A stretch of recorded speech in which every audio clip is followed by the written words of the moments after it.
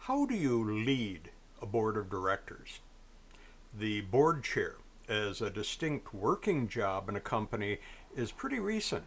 It's long been more of a ceremonial title. Maybe the CEO worked his way up the long corporate ladder and was rewarded with the chairmanship. The biggest investor claimed the biggest title for himself. The founder, especially at family firms, held the chair role as sort of the big daddy of the firm. There are a lot of paths that lead to the head of the board table. However, none of these are based on actual boardroom experience or ability in leading a board of directors. When chairmanship was mostly ceremonial, skill in board administration didn't matter a lot. But today, a corporate board has evolved into a highly responsible, active, and vulnerable working body.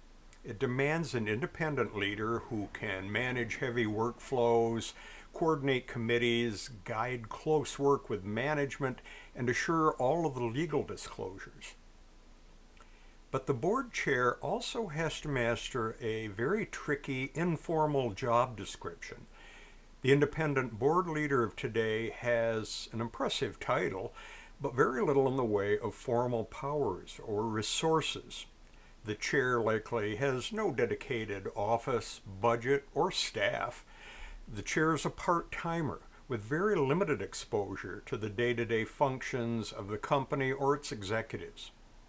He or she can't give orders and is more dependent on the CEO and staff than we really like to admit. And further, the chair, as seasoned executives who built their careers with solid leadership skills, find that those are the opposite of the skills required to master an informal chair role.